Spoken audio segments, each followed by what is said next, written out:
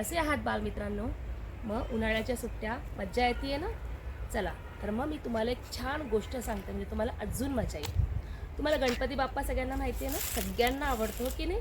आपण 10 दिवस गणपती बाप्पाची पूजा करतो, आरती करतो. मी तुम्हाला गणपती बाप्पाची एक गोष्ट सांगणार आहे. ऐका. गणपती बाप्पा तुमच्यासारखे खूप छोटे होते. आणि तुम्हाला माहिती का गणपती बाप्पाचे मित्र कोण होते? उंदीर मामा. कोण होतं? उंदीर मामा.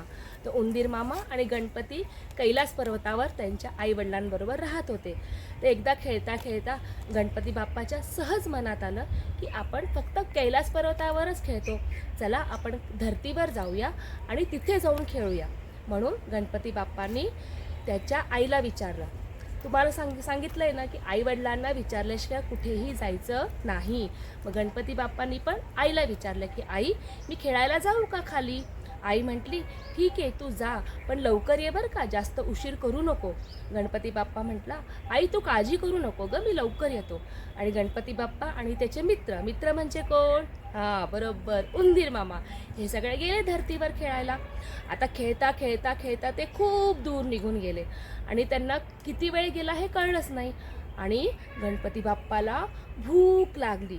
आता गणपती बाप्पा म्हटला त्याच्या मित्रांना, अरे मला तर भूक लागली आहे, आता काय करायचं? आपलं कैलास तर खूप लांब राहून गेलं. मग ते उंदीर मामा म्हटले, अरे हे बघ समोर एक छोटंसं गाव दिसतंय, चला आपण तिथे जाऊया, ते नक्कीच आपल्याला काहीतरी खायला देतील. मग उंदीर मामा आणि गणपती बाप्पा त्या गावात जातात बरं का. तिथे सगळे लोक असे चेहरा पाडून बसलेले होते. गणपती बाप्पा तर छोटे होते, त्यांना काय समजतं की यांना काय झालं आहे म्हणून. तरी ते गेले आणि त्यांना म्हटले की अरे आम्हाला ना खूप भूक लागली आहे, आम्हाला प्लीज थोडंसं काहीतरी खायला देता का? मग सगळेजणं असे खाली मान घालून उभे राहिले. गणपती बाप्पा म्हटले, अरे तुम्ही असे खाली मान घालून का उभे आहात? आम्ही किती छोटे आहोत, आम्हाला काहीतरी खायला द्या ना. तरी कोणीच काही बोललं नाही. मग गणपती बाप्पा विचार करायला लागले, हे असं का बरं होतं आहे?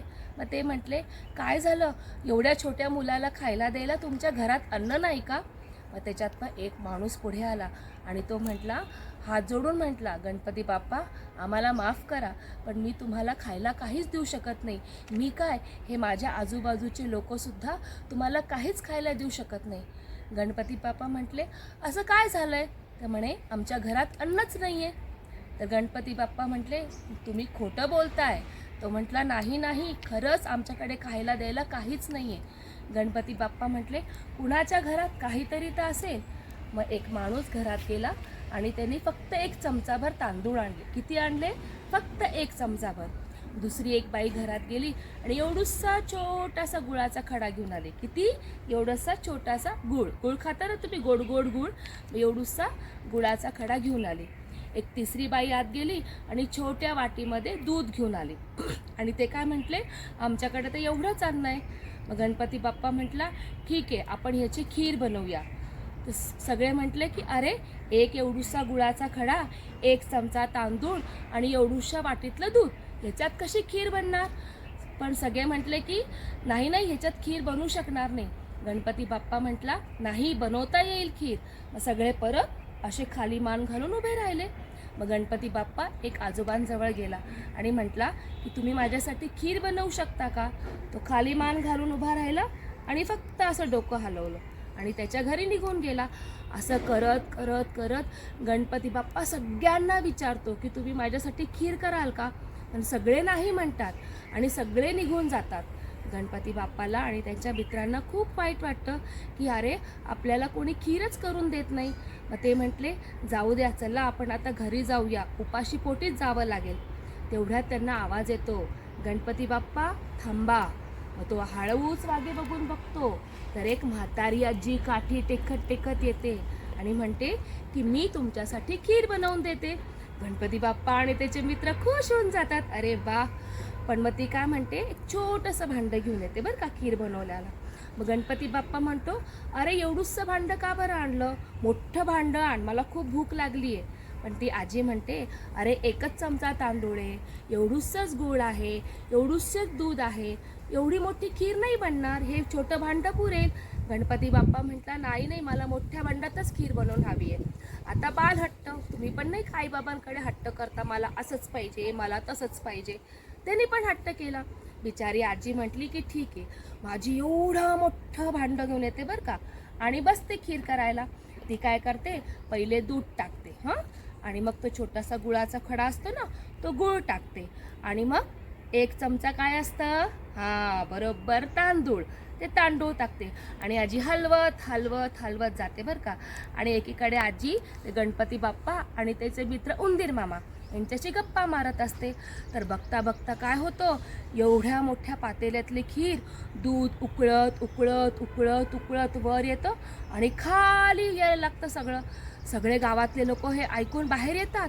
अरे, एवढूशा गुळाची, एवढूशा तांदळाची आणि एवढूशा दुधाची खीर एवढं मोठं पातेलं भरून कशी झाली? मग तो गणपती बाप्पा म्हटला, मी सांगत होतो ना मोठ्या पातेल्यात करा. मग ती खीर तयार झाली बरं का. आणि सगळ्यात गणपती बाप्पा काय म्हटला, मला भूक लागली बाबा, आधी मीच जेवणार. मग गणपती बाप्पा बसतो आणि खीर खात असतो. तेवढ्यात आजूबाजूचे लोक म्हणतात, बघा ना, गणपती बाप्पाला माहिती आहे की आम्ही सगळे किती दिवसापासून उपाशी आहे, तरी ते स्वतःच एकटेच खीर खात आहे, आम्हाला देतच नाही आहे.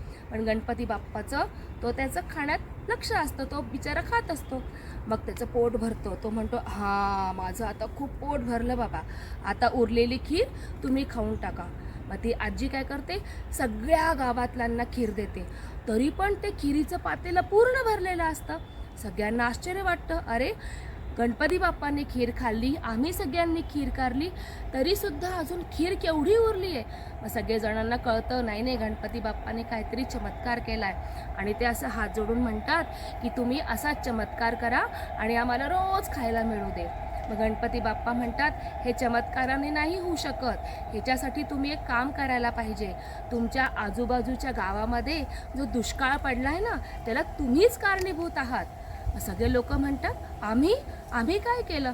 म्हणे, अरे, तुमचे घरं पाहिले का, तुम्ही जंगलातली झाडं तोडली, सगळी झाडं तोडली आणि त्याच्यापासून घर बनवलं. झाडं तोडल्यामुळे काय झालं, पाऊसच पडत नाही, आणि पाऊस न पडल्यामुळे काय होतं, तुम्हाला शेतीच करता येत नाही. बघा, झाडं तोडल्यामुळे काय झालं, किती दुष्काळ आलेला आहे, आणि तुम्हाला आज उपासमारीची वेळ आली आहे. जर तुम्ही ही झाडं तोडली नसती तर तुमच्या गावामध्ये कधीही दुष्काळ आला नसता. तर आता जर तुम्हाला असं वाटत असेल की आपल्याला रोज खायला मिळायला पाहिजे, तर सगळ्यात पहिले तुम्ही काय करायचं, भरपूर झाडं लावायची, रोज झाडांना पाणी घालायचं. म्हणजे काय होईल, झाडं मोठे होतील आणि मग खूप पाऊस पडेल, आणि पाऊस पडलं की तुम्हाला शेती करता येईल, शेती केलं की धान्य उगवेल आणि मग तुम्हाला खायला मिळेल. तर गणपती बाप्पांनी काय सांगितलं की झाडांचं महत्त्व सांगितलं. आज तुम्ही बघताय आपल्याला किती गरम होत आहे, किती उष्णता आहे, तुम्हाला दिवसा बाहेर खेळायला जाता येत नाही. त्याचं कारण काय आहे, आपणही तेच करतो, झाडं तोडतो, बिल्डिंग बनवतो, त्याच्यामुळे काय होतं, पाऊस कमी पडतो.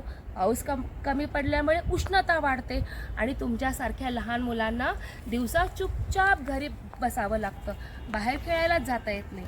मग आता तुम्ही एक काम करायचं बरं का, एक छोटंसं झाड लावायचं, तुमच्या अंगणामध्ये लावा. जर तुम्ही बिल्डिंगमध्ये राहत असाल तर तुमची गॅलरी असेल, किंवा घरामध्ये एक छोटंसं रोपटं लावलं तरीही चालतं. त्याला छान पाणी घाला, तुमच्या मित्रांना सांगा, जेणेकरून काय होईल, आपल्याला उष्णतेचा त्रास होणार नाही आणि खूप पाऊस पडेल आणि तुम्हाला खूप खेळता येईल. मग आवडली ना गोष्ट?